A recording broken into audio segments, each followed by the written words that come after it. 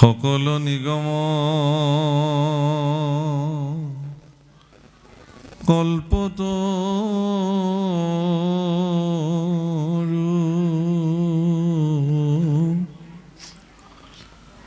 অৱতাৰ ফলমহা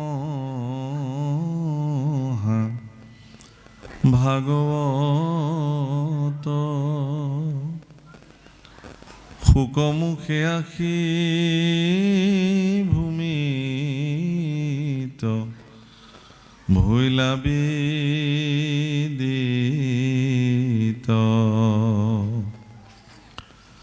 ৰসত চতুৰ যিটো জন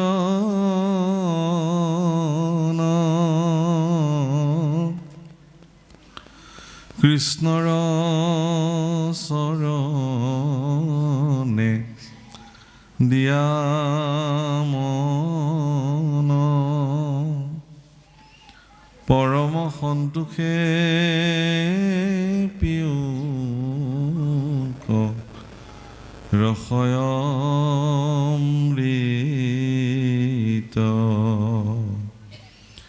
ৰাম পৰম সন্তোষে পিয়ুক ৰসয়মৃত। কৃষ্ণ। শ্ৰীমদ ভাগৱত দশম স্কন্ধ আৰু আমাৰ অহৌভাগ্য যে আজি সংযোগ কৰ্মে মৰ্মে গোপী উদ্ধৱ সংবাদ মিলিছে।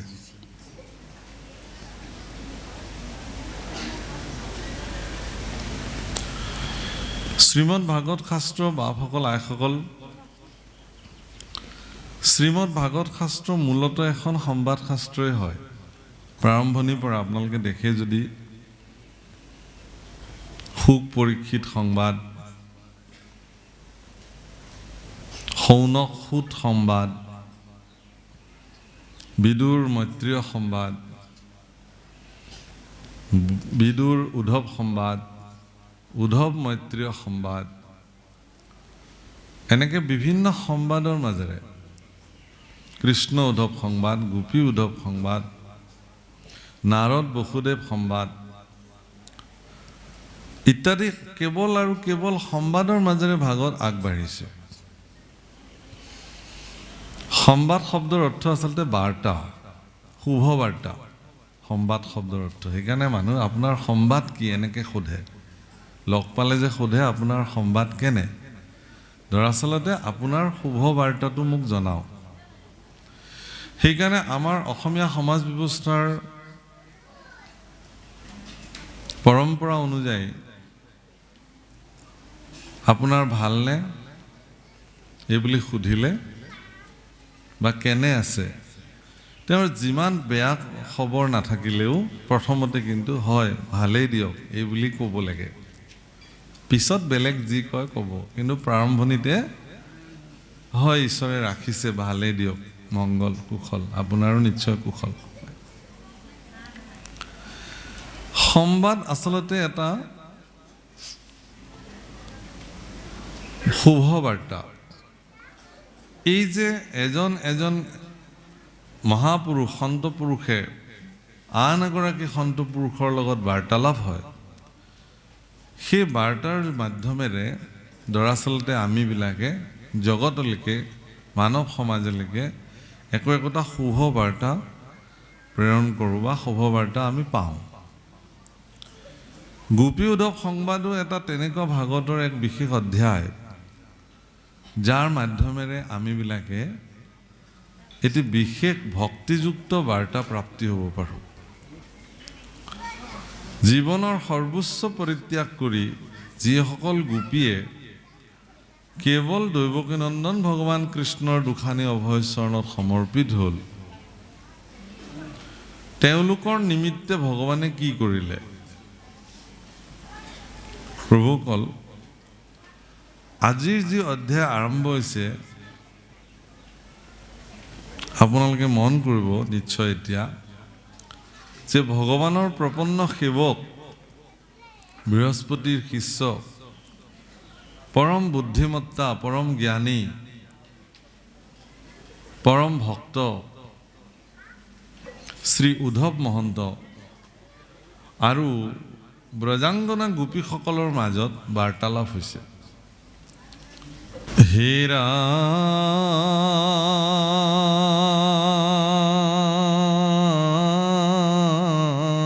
ৰাম, জয় জগন্নাথ নাৰায়ণ নিৰঞ্জন,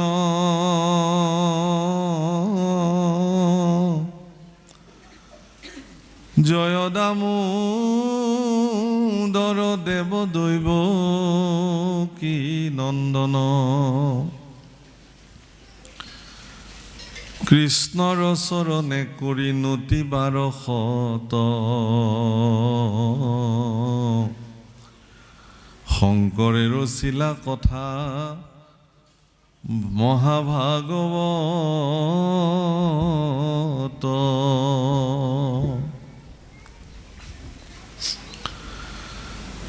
শুনা সৰ্বজনে গোপী উদ্ধৱ সম্বাদ,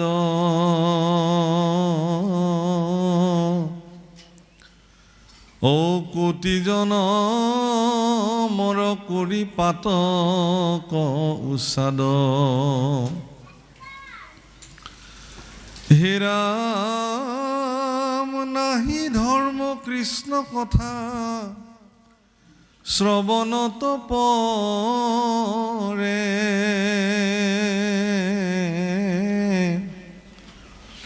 ঔ যাক শুনি মহা পাপী নিস্তৰে। প্ৰভুসকল, মই পোনপ্ৰথমে আমাৰ উদ্যোক্তাসকলৰ প্ৰতি কৃতজ্ঞতাৰ সেৱা নিবেদন কৰিলোঁ যে আপোনাসৱে আজি এই পবিত্ৰ মুহূৰ্তত, এই পবিত্ৰ নামঘৰৰ প্ৰাংগণত আমাক কৃষ্ণ কথা কোৱাৰ সুযোগ প্ৰদান কৰিলে। কিছু শাৰীৰিক অসুস্থতা ভগৱন্ত কৃপাত কিবাকে আহি উপস্থিত হৈছোঁ। কালি মই উদ্যোক্তাসকলক জনাইছিলোঁ যে যদি আপোনালোকে আজ্ঞা কৰে তেতিয়াহ'লে মই নগ'লেও হয় নেকি জনাবচোন বাৰু বুলি কৈছোঁ।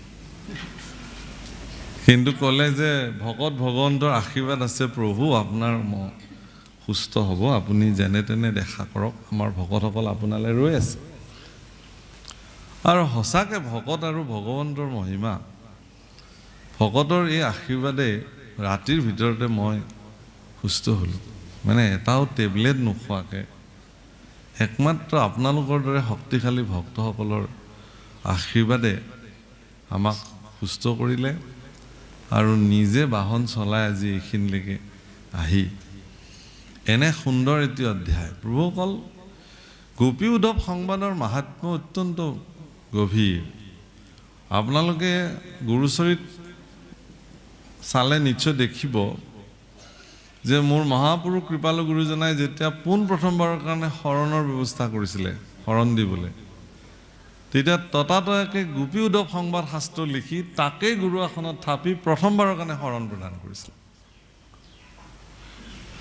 অৰ্থাৎ এইকাৰণে গুৰুজনাৰ মানস পদত এই কথা বোধ কৰোঁ আহিছিল যে শৰণ যিহেতু ভক্তিৰ বীজ, গুৰুজনাই লিখিছে ভকতিৰ বীজ শৰণেষে নিজ, প্ৰেম আনন্দ তাৰ ফল, শৰণ বিনাই ভকতি কৰয় আমাৰ ঘটে যেন জল।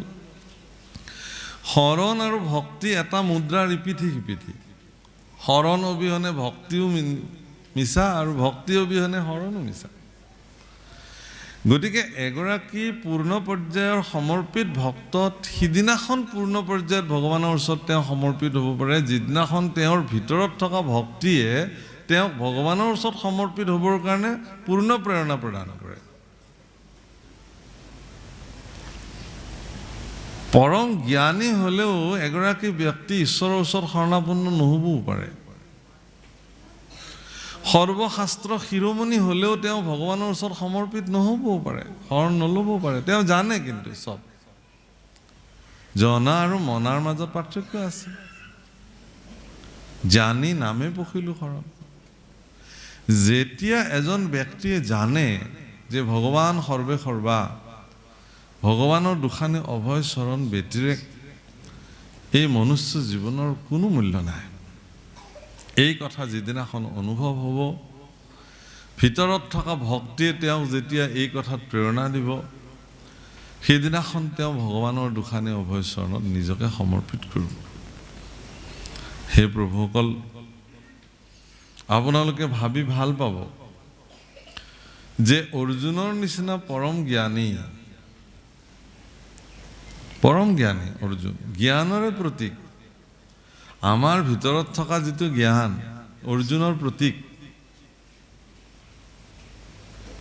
জ্ঞানৰ কাম কি? জ্ঞানী হলে তেওঁ কৰিব কি? প্ৰভুসকল, যেতিয়া কুৰুক্ষেত্ৰ যুদ্ধৰ প্ৰস্তুতি চলিলে, কুৰুক্ষেত্ৰ যুদ্ধৰ প্ৰস্তুতিৰ সময়ত দুৰ্যোধনে নিজৰ ফালেৰে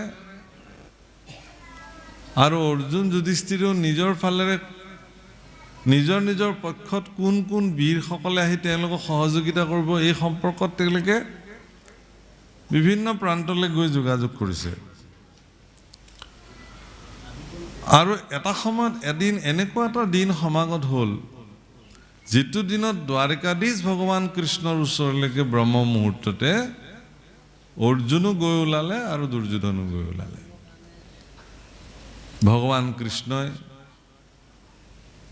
অৰ্জুনৰ পক্ষত থাকিম বুলি ক'লে,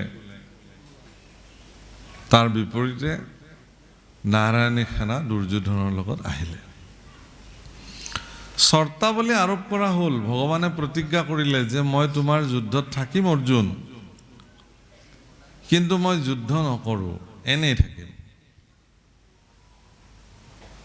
অৰ্জুনে বোলে সখী হ'ব, বোলে এনেই থাকিনো কি কৰিম, তোমাৰ ৰথখনকে মই চলাই দিম। প্ৰভুসকল, সাধাৰণতে সাৰথি কৰ্ম সমাজৰ অত্যন্ত তলৰ শ্ৰেণীৰ মানুহখিনিয়ে কৰে। কৃষ্ণ সাৰথি কৰিব লগা মানুহ নহয়, ব্যক্তি নহয়। কৃষ্ণ পৰম বীৰ, পৰম পৰাক্ৰমী। কংসৰ নিচিনা দুৰাচাৰীক আচাৰি মাৰি থৈ আহিছে সেই কৃষ্ণ, 7 বছৰ 8 বছৰ বয়সতে। সেই কৃষ্ণ সাধাৰণ পুৰুষ নহয়, পৰম পৰাক্ৰমী। গতিকে সেই কৃষ্ণ পুৰুষে এখন মহাৰণত, কুৰুক্ষেত্ৰ মহাৰণত কিন্তু বিনা অস্ত্ৰে বিনা যুদ্ধে তেওঁ থাকিব। অৰ্জুনে ক'লে কি যে প্ৰভু, তুমি মোৰ ৰথখনকে চলাবা। ঠিক আছে। 4টা ঘোঁৰাৰ নাকি লগাই বাঘজৰী ভগৱান কৃষ্ণৰ হাতত সমৰ্পিত কৰিলে। ভগৱান কৃষ্ণ আনন্দিত হ'ল। প্ৰভুসকল, জ্ঞানীসকলৰ এয়া কৰ্ম।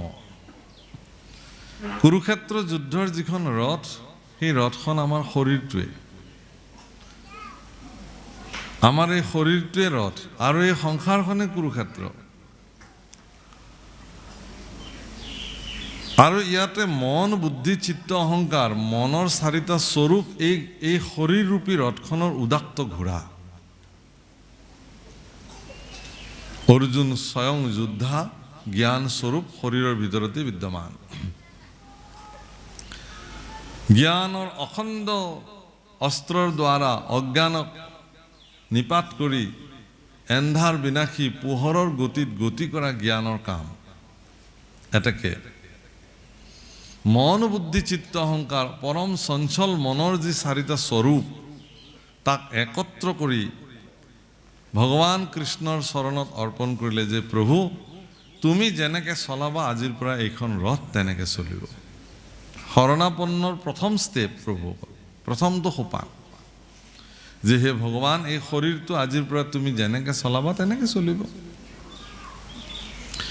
সেইমতে কাম হ'ল, যুদ্ধত অৰ্জুন বিজয়ী হ'ল, আপোনালোকে জানে।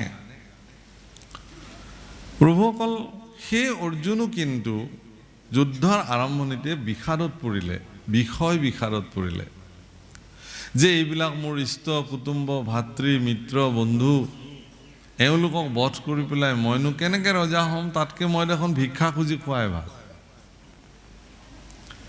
ভগৱান কৃষ্ণই কৈছে, স্বধৰ্মী নিধনম শ্ৰেয় পৰো ধৰ্ম ভয়াৱহ।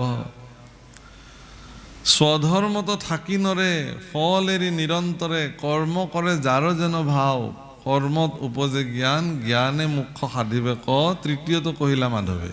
গোবিন্দ মিশ্ৰই কৈছিল অসমীয়া গীতাত।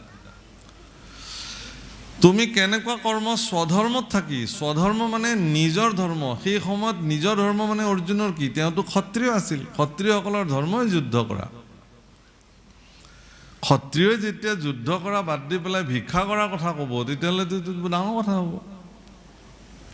গতিকে সেই অৰ্জুন, তুমি যুদ্ধ কৰিব লাগিব, অন্যায়ৰ বিৰুদ্ধে তুমি যুদ্ধ কৰাটো নিশ্চিত কৰিবই লাগিব।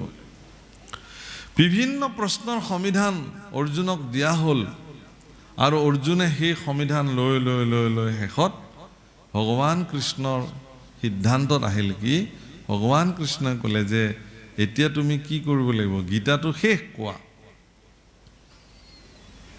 সৰ্বধৰ্মানাম পৰিত্যজ্য মাম একম শৰণম ব্ৰজ অহম ত্বাম সৰ্ব পাপেভ্যো মোক্ষয়িষ্যামি মা শুচা। সকলো ধৰ্ম পৰিত্যাগ কৰি তুমি মোৰ চৰণত শৰণাপন্ন হোৱা। প্ৰভুসকল, মনত ৰাখিব, সেই সময়ত সনাতন ধৰ্ম ব্যতিৰেকে বেলেগ ধৰ্মই নাছিল। তেতিয়াহ'লে সৰ্বধৰ্মান মানে কি? এইটো এটা ডাঙৰ প্ৰশ্ন আজিৰ তাৰিখত।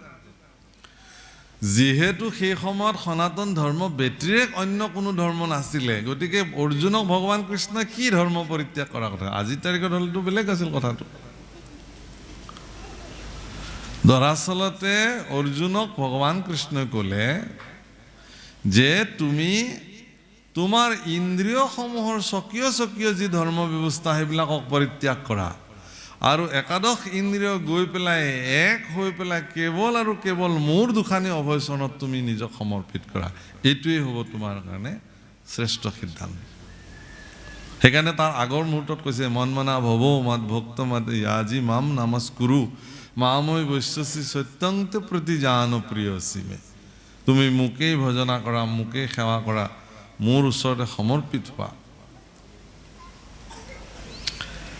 প্ৰভুসকল, এয়া হ'ল শৰণাপন্নতাৰ ব্যৱস্থা।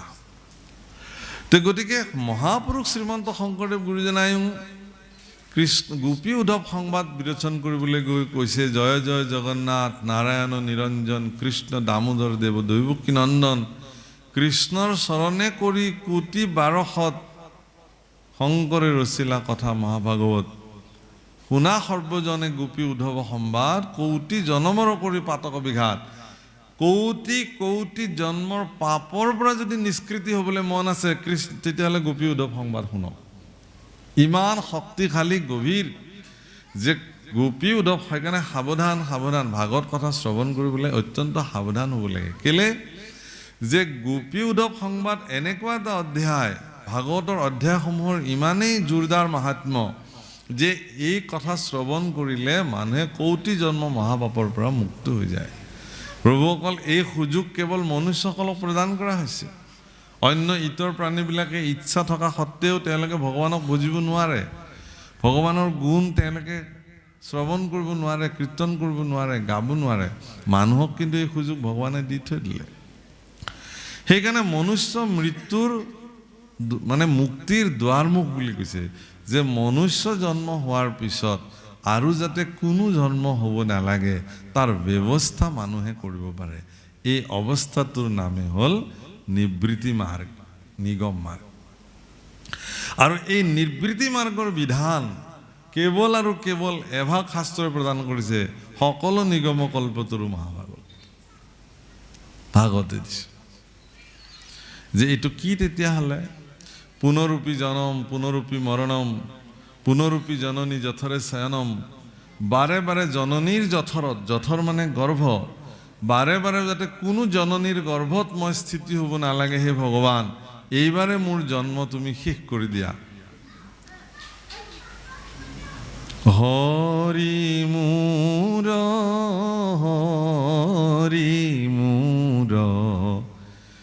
এদিন দয়াল, কে জানিতে পারয়তু মার ঠাকুরাল, এ হরিয়ে নাহি জন্ম তোমার তথাপি জন্ম ধরা।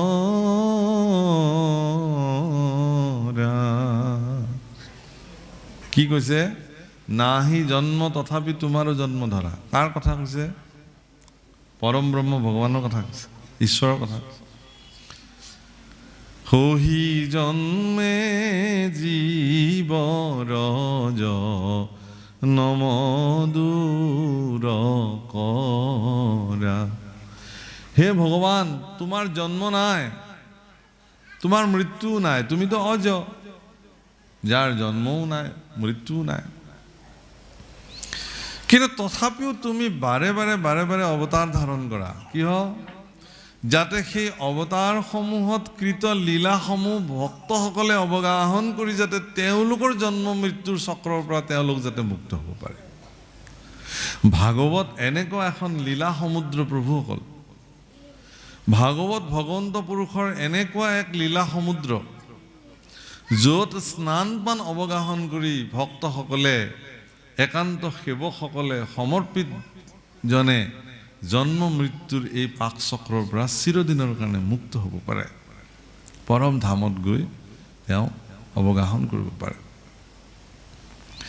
গতিকে কৌটিত জন্মৰো পাপ উচ্ছাদ কৰিবৰ কাৰণে কৃষ্ণ কথা শুনা দৰকাৰ, প্ৰয়োজন।